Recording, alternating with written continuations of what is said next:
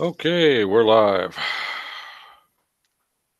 Hello, everybody. Not a full house yet, but got Ann Haynes, Tim Collins, and somewhere on a phone call he just got, Terry Van Horn is with us. It's Ann Kelly. It's Ann Kelly. Ann Haynes is my maiden name. I beg your pardon, Miss Kelly. You're fine. We were just talking about it, so. Okay. Stands corrected. So we're not going to be terribly structured today. I don't know if anybody brought any issues they wanted to bring up and discuss. We were just chatting in the green room about the joys of working with Yelp. Or not. And that naturally progressed into the use of meth, because the two just kind of go hand in hand, I think. That's so funny. So anybody got anything that they wanted to bring up that is happening this week?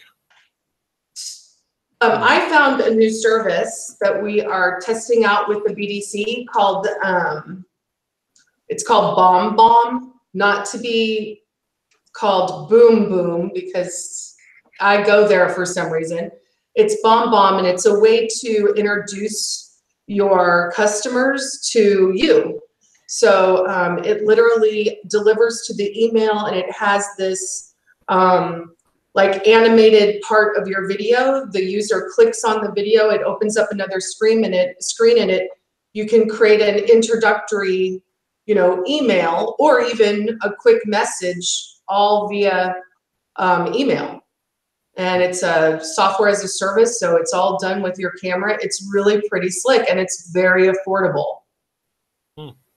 So what's the use case for that? When would you employ that?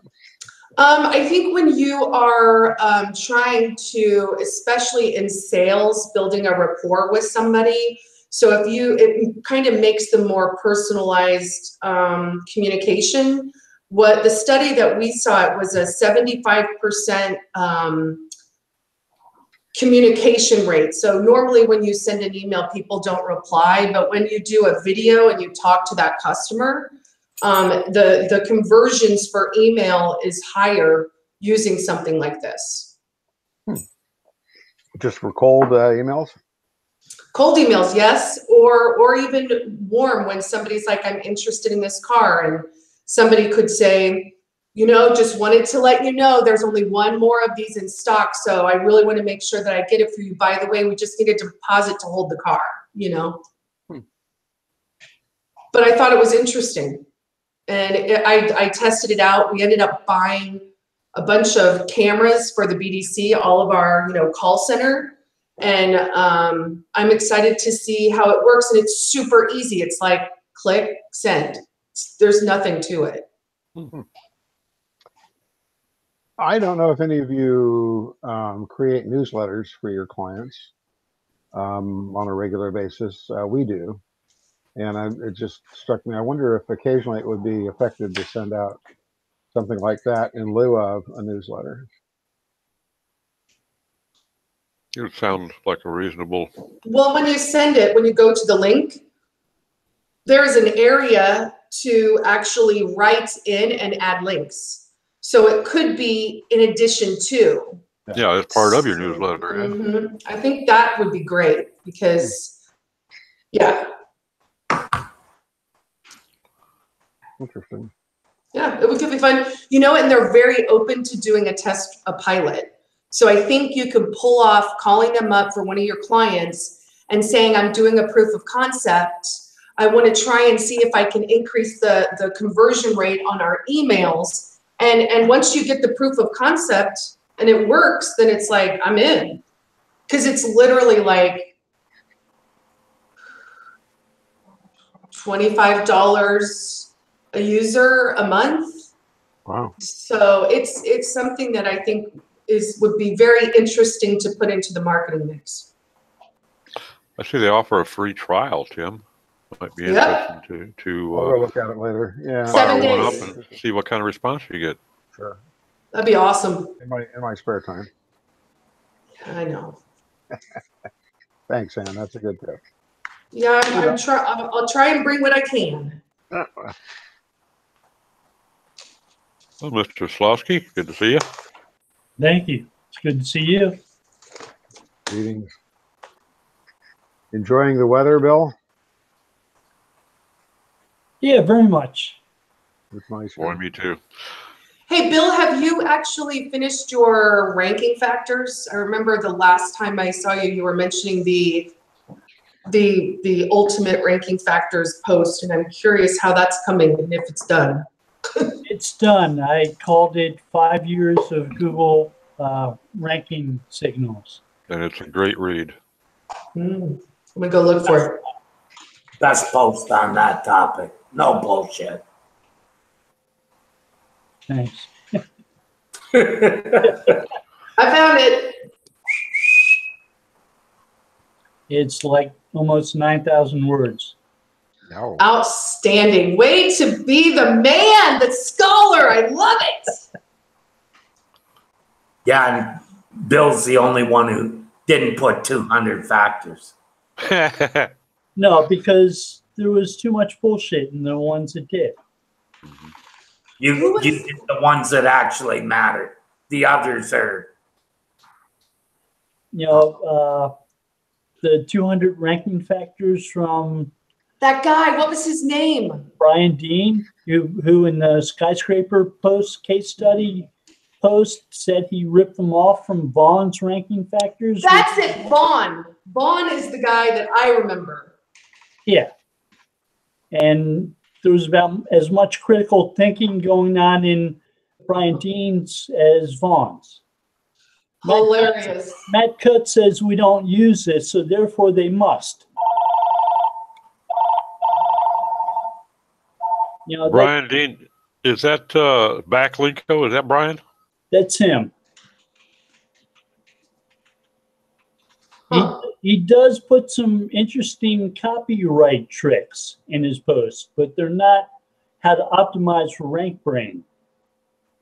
Like he says in his definitive guide to rank brain, which was about one of the worst SEO posts I've ever seen in my life. well, can you really optimize for rank brain? I don't think so. Yeah. You can optimize to try to keep Hold people back. on your pages longer and to try to get people to click through to your pages more. And he Right. has hints for those, but there's no proof at all in any way that those help with rank brain in it. Right. And Because he claims that they do. no one clearly understands or exactly what's going on there, right? Well, he's a good illustration of that. Yeah. And he's a good illustrator. You know, you guys are way too subtle. You should really tell what you say. Or what you I've had enough bullshit from people who have PhDs in biology who claim to be experts in SEO and computer science. And A you know, natural progression, eh? That's the first time I've heard you swear, Bill. he did say on his posts on his website that he stopped consulting for SEO 3 years ago, which I think is good because he's saving clients from Wow. with them. This is the first time I've seen Bill really, Fire. Snark alert! Snark alert! really got up to news, didn't he? Whew. We have a Snarknado in the building. Wow. But, you know, I'm just being honest. I'm saying what I think is Accurate? So I have a question. accurate and truthful when it comes to people who write stuff who don't know what they're talking about and lie. Well, and Right. if you were to write things, like what wouldn't you have just like if you wanted to start writing and create and yes, include critical thinking, you know, maybe not go to the extent of reading patents, but definitely consuming all of the information out there and giving credit where credit's due, of course. How would you protect yourself? Would you, you know, network with, you know, I would say you guys would be my ultimate network of friends when it comes to SEO. But I would say, you know, like I would throw something off to Doc and say, Doc, can you fact check this and make sure I'm not making a complete a-hole out of myself? According to Brian Dean's skyscraper case study, find something else that ranks really well, but maybe needs some updating and steal it. And he does say, he doesn't say steal it. The telsec@gmail.com. Can you mute him? I did. Because I barely got what Bill said. So I did, but he unmuted himself, so there you go. so Bill, would you mind repeating that one more time? What you Okay, think so is the strategy? Brian Dean did publish a case study on how he put together the ranking factors. Okay. And what he said was he found the Vaughn's ranking factors, which got some links and so on, and therefore he thought it was a good subject for him to write about. And so he wrote about the same topic, but he tried to improve upon it. And managed to just rip it to shit. Right, he just copy and pasted. Yeah. Right. He added a bunch of copywriting tricks, things like putting brackets around words at the end of your blog post. He actually brought out a a right brain one where he suggested that. he had a product he brought out a couple of years ago that was a plugin for WordPress that would help you write catchy titles for your posts. Apparently, this is something he has thought of himself to be an expert on for a long time. He didn't. His plugin didn't work, but weird. Well, you know, there was, I'm sure, Bill, you must have seen it. There was a rather lengthy thread on Facebook the last couple of days where Brian Dean and Neil Patel's name both came up quite a bit. Really? And it's kind of standard to me that the two should be mentioned in the same conversation because they're, you know, the only thing they don't seem to have in common is pajamas. But their marketing practices are pretty much the same. Which is essentially ripping other people off and making it like it's theirs. Well, that and you know, they're trying to sell something, okay, which I got no problem with that. They're trying to sell some training or a service or a document. So they're going to tease you with the frosting and promise you the cake and upsell you, you know, but which, I mean, that's standard marketing procedure. But when you do it in such a slimy way and present yourself as an expert, you know, it's like a recent tweet from a politician we all know and hate who said what a great writer he was. Yeah, I'll have to pour over that. Yeah. Use the wrong variation of pour, and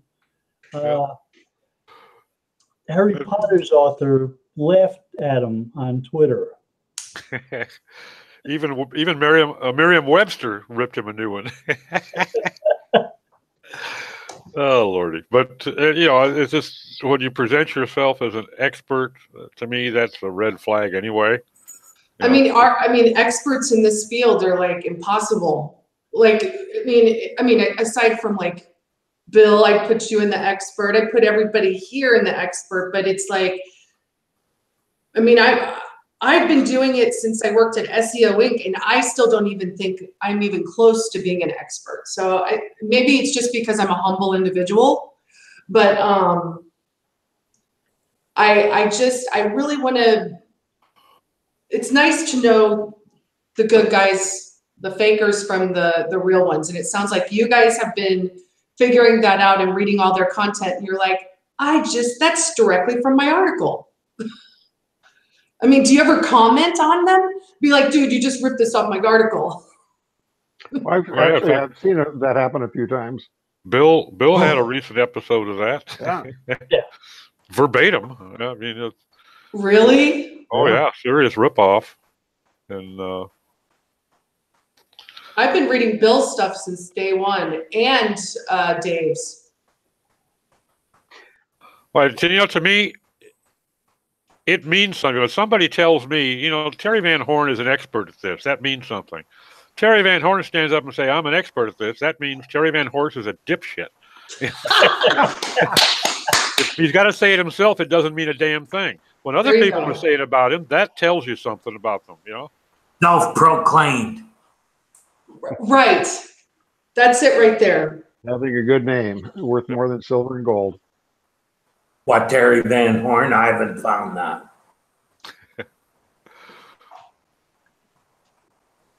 I've been called a lot of things, unfortunately. I bet.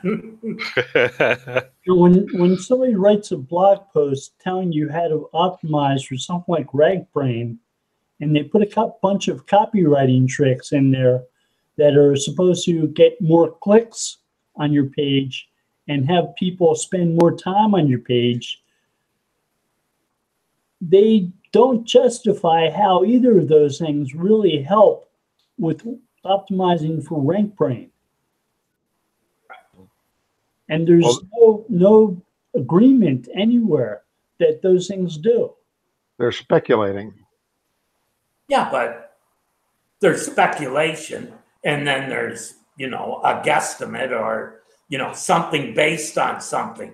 Any kind of speculation on RankBrain is based on nothing. Well, But a few words from Google that aren't really much help. that are often taken out of context. Right. You know, what's the fellow's name, Bill, that's on so many patents, Core something? He was involved in the RankBrain development. Jeff Dean? Say again? Jeff Dean? No, it's Corin Corral. Jeff Dean is the head of the Google Brain team. And the guy you're talking about is Gary something, Coriel, something like that. He hasn't written that many patents. Well, this guy is named. I know you've mentioned him many times in connection with other patents. He's been on a lot of them. I forget his name now. Anyway, Paul Hare? Say again? Paul Hare? No, it's Core something. COR. I can't remember his last name. Anyway, he made a statement in an interview that I saw quoted in an article yesterday that, and it was an old interview from a couple of years ago when RankBrain was first coming out, that did, I think, lead to some misinterpretation. Talking about what RankBrain does. You know, basically they were asking, what is RankBrain? How does it work? And he made a very vague statement that I think probably led a lot of people to think that, oh, this is something that can be optimized for. So, you know, if you read what RankBrain is, it tells you can't optimize it. exactly. Unless you absolutely know what factors Google are using to reshuffle the results with RankBrain. No one knows that. They haven't given us a clue about it. So to say you can optimize for RankBrain is stupid. So RankBrain is a query rewriting procedure. Right. Exactly. It's queries. That's the whole thing. And nobody seems to get. It's looking at queries that are new and trying to correlate them to queries that it thinks it understands. How the hell do you optimize for that? Oh, Correlation? stuff your page with synonyms. That'll fix everything. So you can't, there's no definitive for optimizing for No way. RankBrain, but there's in line. How about best practices for RankBrain? Those are best practices, but they don't have anything to do with RankBrain. They're best practices for SEO that will help you rank better in search results. Right. Including search results that use RankBrain to get to where they're going. But there aren't any specific techniques you can use that will improve your results for RankBrain. And to say that there are is to mislead people. It's irresponsible as hell. I hate when people proclaim themselves experts and proceed to write bullshit to get links and mislead people by doing it. The definitive guide to RankBrain, my ass. well, the biggest rag out there, that's a favorite of theirs. Titles that are written for the public, not for the truth. In other words, they're, click Clickbait. whores. Yeah. They're click whores. Don't call clickbait, call them click whores, because that's what they are. Right. When these people are telling you things like include numbers in your titles because they'll get more clicks, that'll help you optimize for rank brain. Oh yeah. Yeah. Well, those are two separable statements. Whether it will get you, They're saying. That's I what know, they're I claiming. know. They aren't separate statements when they're claiming that. They're shit. linking them in the article. I get that. Yeah. But having the number in the title may get you more clicks. It There's may, a but psychology in that. it doesn't do anything for rank brain. Rank brain No. doesn't care. Yeah, No exactly. argument. No argument. There's also the factor when you bring people to your website like that, you're asking for it, right? Because if I go there and it says, oh, do this and it'll do this, and then I get there and it doesn't, that it was a headline meant just to make me click on it and read absolute baloney. That's how You have to deliver. Yeah. Yeah, that's why I quit going to Search Engine Journal. I don't care what the article is. I don't care who's telling me to go and read it. If it's there, I don't want to read it. Period. So I may be the only person in this little group that doesn't try to write articles about SEO or things like that. I may write them about how they apply to the industry that I kind of work within, but more about application. But I don't really pay attention to the particular search engine magazine website I'm going to. I pay more attention to links to articles by people that I respect. So if it happens to be an article by you, Terry, in one venue or in another, I don't care what the venue is. If you wrote it, I'm probably going to read it. That's the way I use them. Yeah. Or Bill or Doc and I don't know if I've seen you write anything, Most of the people I would follow won't write on Search Engine Journal for the reason that I won't go there. Yeah, and so for that reason, I probably never go there. I guess. You can see my trash can right there. It's annhaynes.com. Let me jump in something though. I will say, and I knowing you, Terry, I bet you haven't looked and won't look there enough to realize it, but I got to give kudos where they're due. SEJ has improved a lot since Danny Goodwin moved over there. He's cleaning up a lot of that crap. So which I imagine is a bit of an uphill battle. So, you might want to check it out sometime if you see a byline pop up that looks like it's somebody that's interesting. I wouldn't just, pillory somebody because they're writing on SEJ, because the quality has come up considerably. Okay. Wow.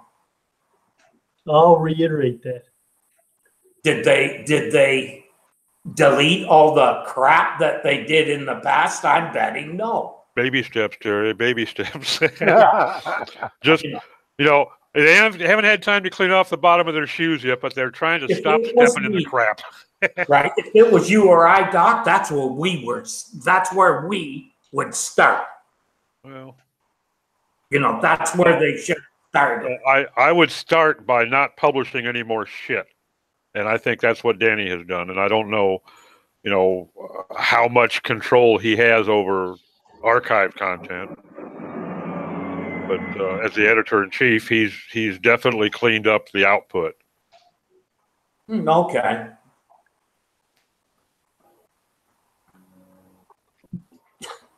I don't read that much anyhow, so I don't think it's I used to read anywhere from 3 to 4 hours every day when I started working, but about 10 years ago I ran out of stuff to read.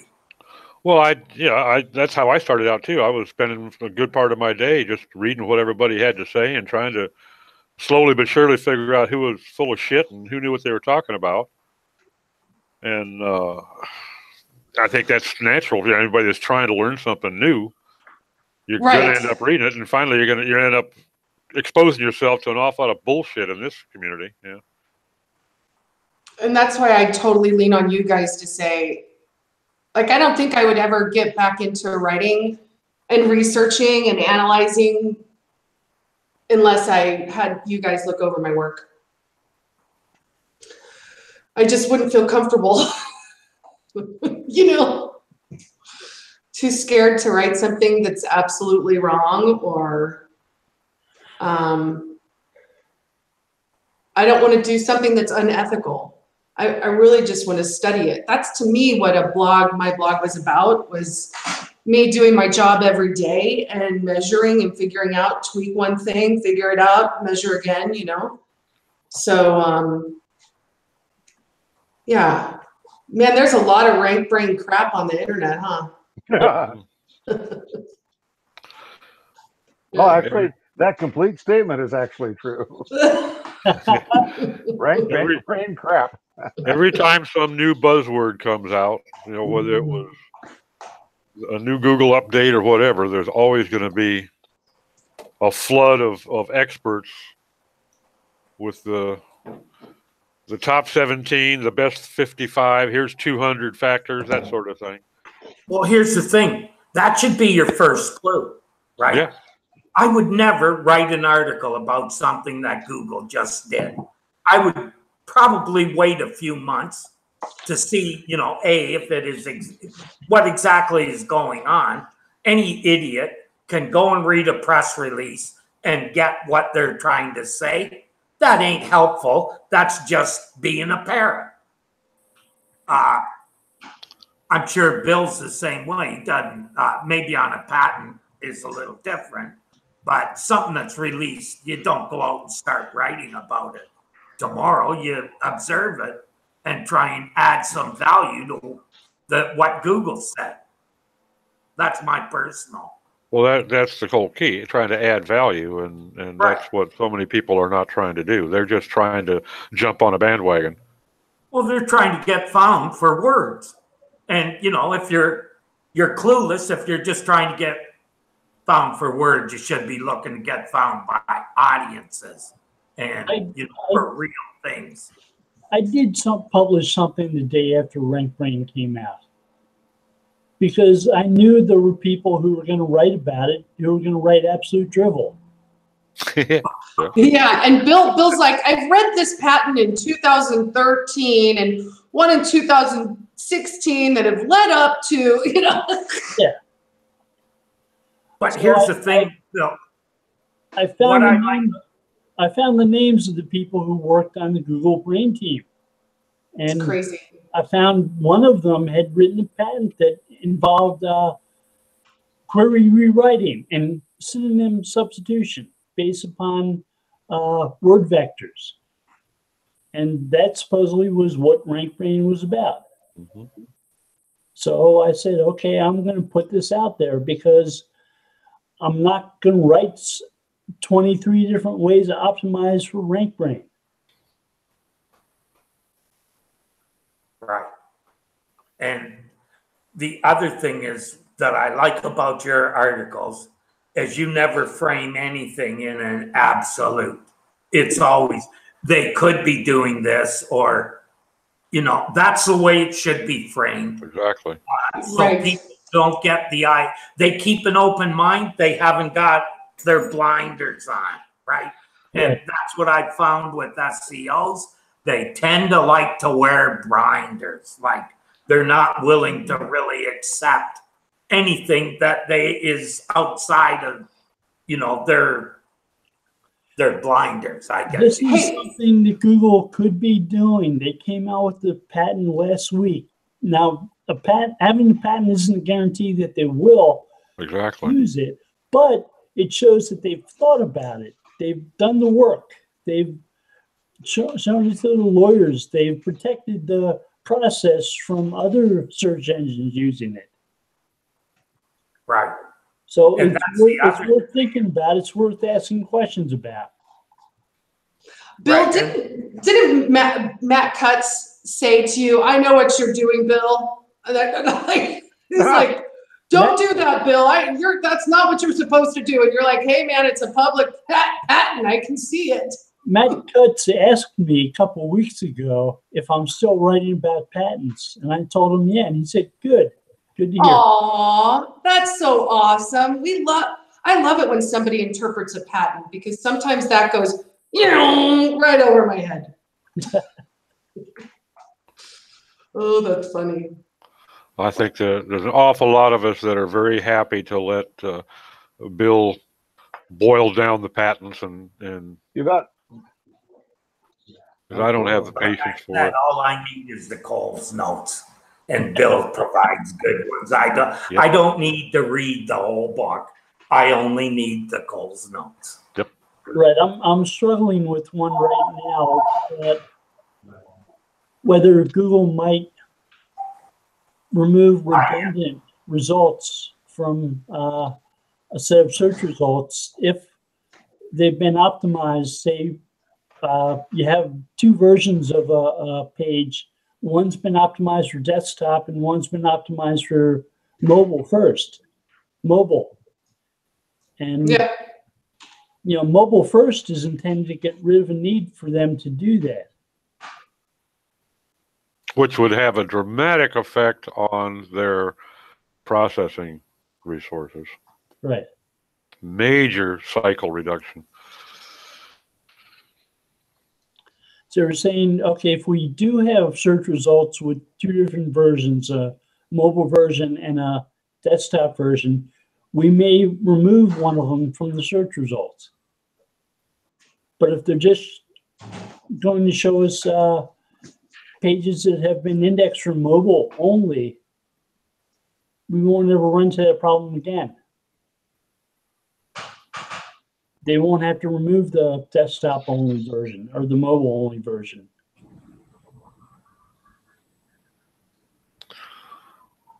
And it really blows my mind to even be thinking about the tremendous processing and storage capacity they have to have on hand now.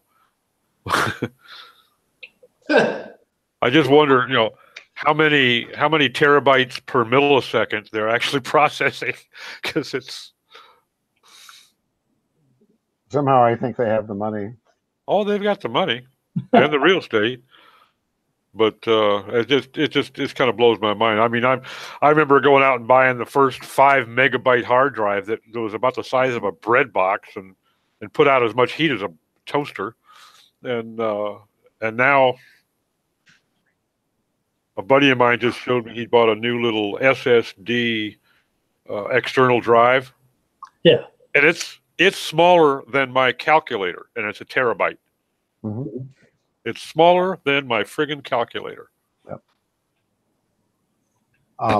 I vividly remember a friend coming to visit us right after we moved up to Silicon Valley, and I had gone to work for a software company in R&D, and my friend was so jealous because my new engineering computer had a 0.5 gigabyte hard drive in it.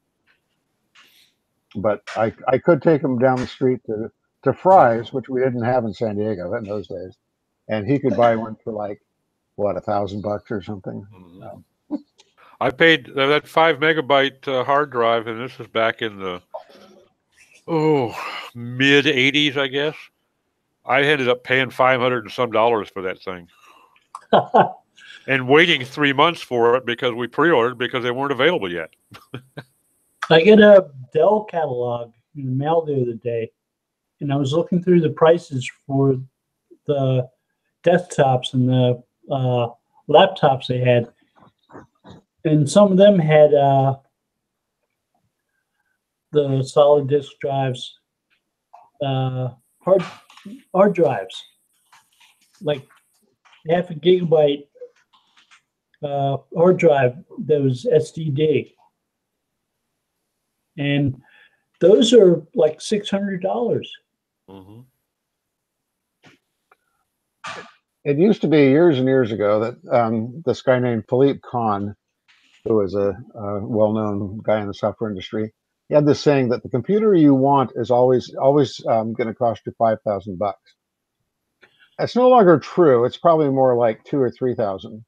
But still, these days, that's going to mean that you're going to have SSD, and you're going to have lots of RAM, super fast or processor.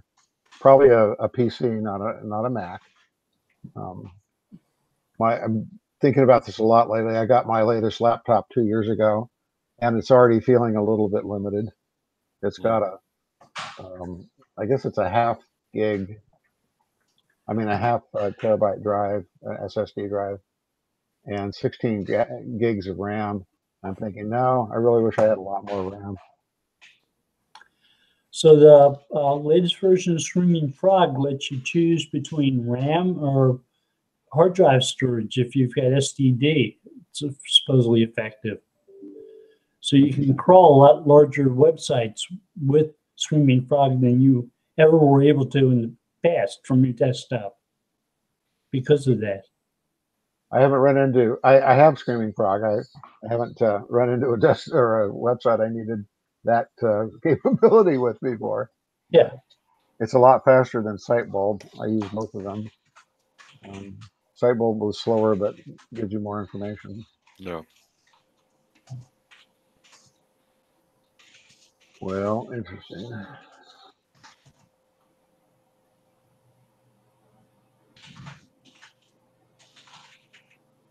Dead air. Anybody else got anything come up this week? So I bought this phone, and I'm like, it's the most expensive thing I've ever purchased. It's so small. And yeah, I think it's kind of crazy how technology has just changed so fast. And literally, to me, this is a computer. This is like the computer now. Mm-hmm. And I almost feel like I want a cheaper desktop model. I'm like, I don't even want to, I want one of those just boxes with a really big hard drive on the outside. So it's easy and it's not as expensive. And I don't know, I haven't figured out that setup yet, but I just feel like, you know, I had to buy my husband a Mac because he kept getting so many freaking viruses. I mean, I went through 6 PCs with him, and I've only been married to him since 2012. So I'm like, we aren't doing a PC anymore. His browsing habits may be questionable. You might want to talk to him about which sites he's going to. There you go. Right, I'm like, honey, stay off the porn sites, okay, please. But yeah, it's like, and now I have to reformat the damn thing because, you know, it's been so long since I've been in the Mac world that I'm going to have to, you know, get the instructions to reformat it, because when we added 2 more Apple TVs to it, and then I changed a password or something, got all screwy, that I'm going to have to reformat it. I mean, it's not like we're saving anything. It's a luxury entertainment center. That's the only thing we use the Apple for, is entertainment, music, and movies. So, but yeah, I got to get myself a PC soon, because I don't think my laptop that's from 2013 is going to hold up much longer. So if anybody has any suggestions on what I should do, I'd love them, because I just, like I said, I spend a lot on the phone. I don't want to spend a ginormous amount on the desktop. But I want to preserve my files. Like, I save all my files now to an external drive. Nothing is saved to the machine itself anymore. That's just in case it crashes on me, right? Like, if it crashes, I got all my data. But yeah, any suggestions would be great. With the Mac, the problem is turning it on. That's where they begin. That's where your problems begins, right? Well, my husband is the Mac guy. He's the Mac guy. I'm the PC person. I know a bad website when I see one, and I know bad ads when I see bad ads. But yeah, I pity you. Oh, sorry. Own both, and I never will own a Mac again. I had a company Mac back before I think it was when they came out with the Apple IIe, and that's when the president of the company finally overrode the DP gal and said, no, we're going to PCs. That's Period. because they were so pricey, and we needed like 40 of them, you know. But well, I had that for a while, and it insulted my intelligence.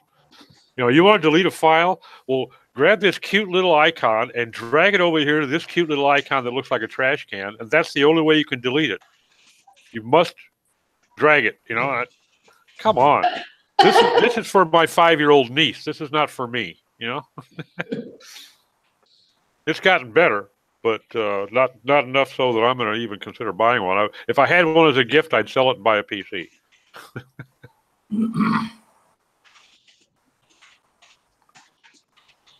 I'll bring up something that we were talking about in the green room earlier, which maybe somebody who's listening might have experienced this. Gmail account. bob.smith@gmail.com starts getting emails which are directed to bobsmith@gmail.com without the dot. What? Yeah.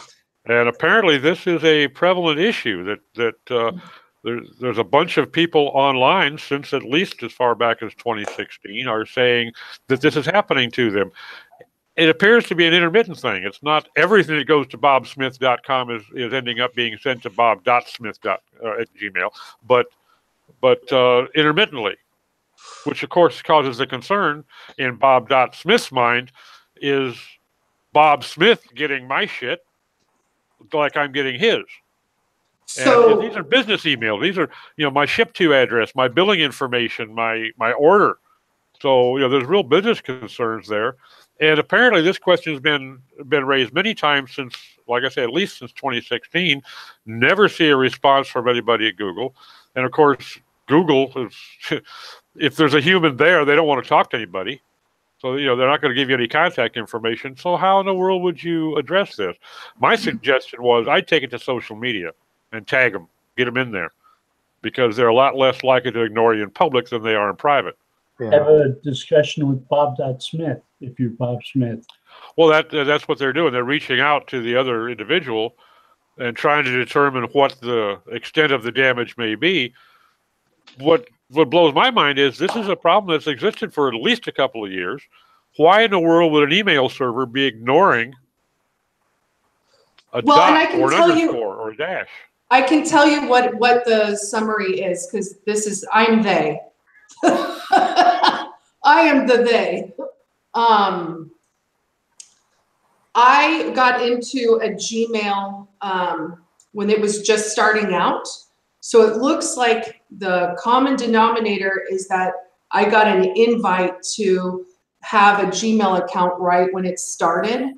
And that's the issue from the thread that I just shared in the group. But I literally I reached out to this person who it's happened 5 or 6 times. So to answer your question, Doc, I don't think it's both ways. I think it's only to the person who has the account the earliest is what I think it is. At least I hope it is, because she's never tried to reach out to me. But I literally, every time I see this, here's your receipt for your purchase, I freaking panic. I'm like, I didn't buy anything there, you know?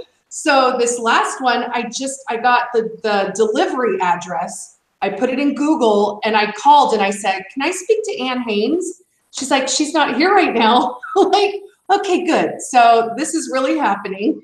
And I thought she might want her receipts for her purchases, but I need a different email than annhaynes@gmail.com because my email is ann.haynes@gmail.com. Well, one thing I would throw in there, Ann, is that, you know, I get emails every day about my Apple purchase, my Amazon purchase, my, you know, which are bullshit spam emails. They're fishing for verification of a valid email so they can sell a list. So if that's the sort of thing you're getting about orders, that may just be spam. No, this is not spam. In fact, if you read that thread, one of the emails that got to the wrong person was somebody's property taxes. Oh dear. Oh yeah. So as far as I'm concerned, this could be a very big legal issue for Google, because if that stuff, and one of the guy comments, he goes, all I know is the other, you know, John Smith is a lot better off than I am because I just saw his property taxes. I mean, Yeah. I doubt if Google has any legal exposure. Yeah. no. Their disclaimers because at for sign up, I'm sure. Oh, hold it. look at the kitty. Use at your own risk. I like Yeah, kind of exactly. Google has done that before, though, too. There was a kitty. time until, and it was actually all search engines, there was a way to hijack a website using through a 302. Google and all the search engines couldn't really handle them properly in some cases. So that went on for literally years. A 302? Yeah. Yes. Which is why when they brought in no following, suggested using 302s, I went crazy because they were basically telling people to expose themselves to hijacks. It was so bad that Google couldn't even detect it. They asked people to contact them, and they had a form where you could tell them if you thought your site was hijacked. Wow.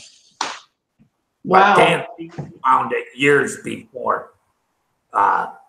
Yeah, it was known for years that that was an issue, not just with Google, with all search engines. And, you know, that's why I'm hesitant to use 302 in any situation, because it's not just Google you have to worry about. You also have to worry about Bing and Yahoo, all of them, because none of them could stop this. Yeah, Yahoo got rid of my email. And I had to submit information, and I finally hacked into my own account, remembered my password, and it said your account has been inactive for so many years that we're going to take it away. And so when I finally got back in, I submitted a request to get it back, and it took about a month and a half, but I got it back from them. Yeah, Majestic's doing that stuff too. You know, they've taken my money for years at $200 a clip, right? And now because I haven't used it for 25 days, they're going to delete all the data. Nonsense. Nonsense. GDPR. That's got to be GDPR. I don't know what it is, Probably. but I'm not too happy about it. You know, luckily I'm going to subscribe again because I need to use it again. I don't subscribe to it every month. I subscribe to it when I need it. And they should allow you to do it at the prices that they're offering it at. It's absurdly priced, like it's stupid. You know.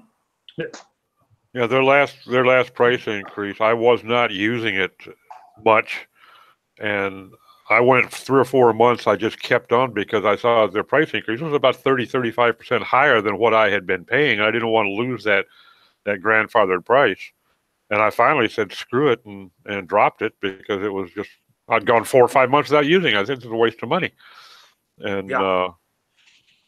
That's why, you know, there's, to me, right? I don't mind them making money. They have to, because that's what it's all about. But they got to be making insane amounts of money.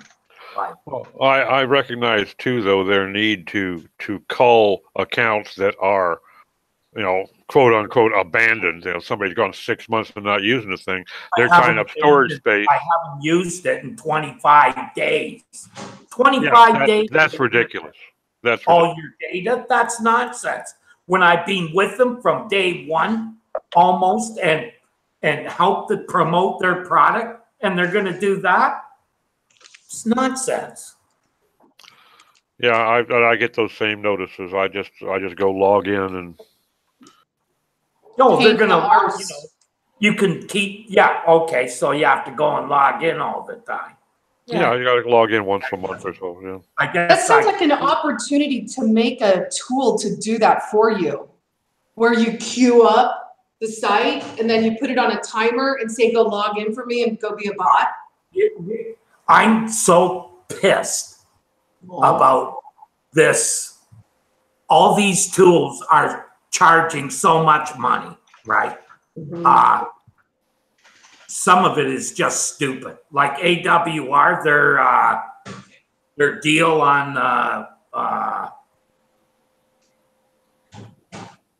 well, it's all done. It's done differently. It's done from IP accounts. That one got so stupidly priced. When they're charging by the keyword, that's nonsense. You know, I've actually owned servers and stuff, and no, they're making money hand over fist, because now anybody who owns their own servers is, sorry, you're probably on AWS or Azure or one of the other big CDNs. You're not trying to maintain those. So Yeah. anyhow, that's my rant for the day. And all of you, bring it on. Contact me if you want to have a debate about it. I've been here a lot longer than any of you fools. And, yeah. Anyhow, getting near the end, so we didn't actually get a chance to introduce ourselves. So let's sign off by introducing ourselves. We'll do it ass backwards. You know, that's pretty much how we do everything anyhow.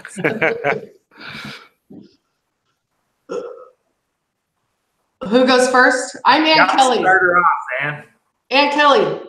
Yeah, Ann. Doing stuff on Yelp. Optimizing campaigns for Oklahoma and for Nebraska. I work at an automotive dealership in Lawrence, Kansas. Okay. Bill? Bill Oslowski. I'm the author of SEO by the Sea, and I'm the director of SEO research for Go Fish Digital. Working on writing a blog post right now. Good, good. Bring them on. Doc? Doc Sheldon of Intrinsic Value SEO and Search News Central. And I work primarily in technical SEO, do some audits and forensic work, and looking forward to a few days.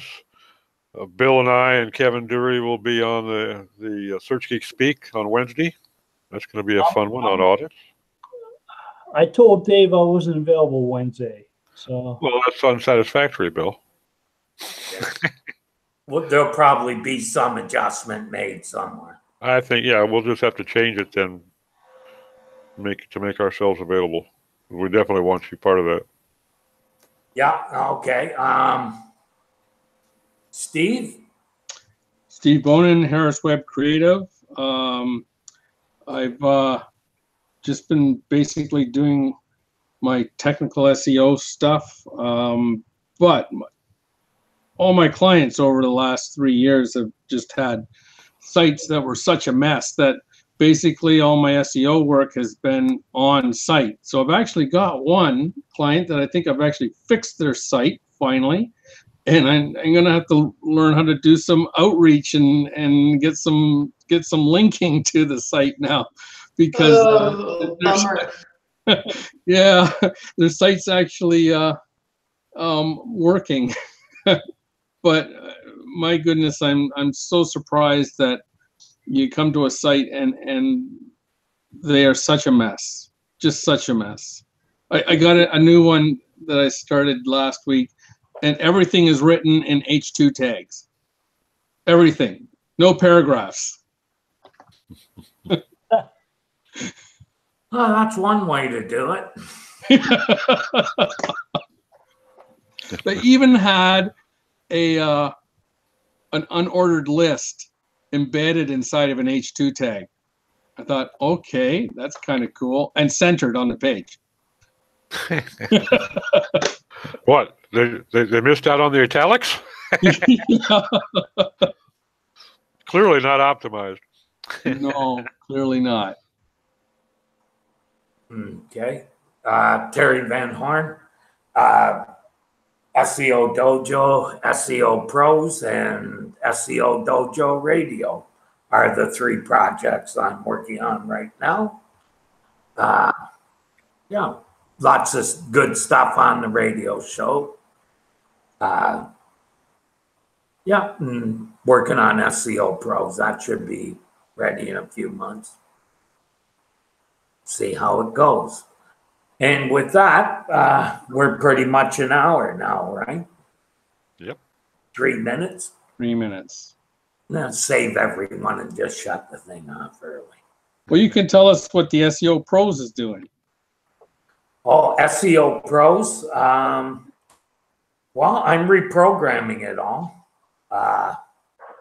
Going to be the original, the way I originally did the site in ASP, only I'm going to convert it to probably PHP and MySQL. Not MySQL, but MS SQL, which is a little more, it's a little quicker, little more to my liking. And I have a lot of tools I know how to use on it, and MySQL has always been a mystery to me. But that comes from 15 years on MS SQL, then trying to go over to the other one. It was a little tough. Yep, so that's that. And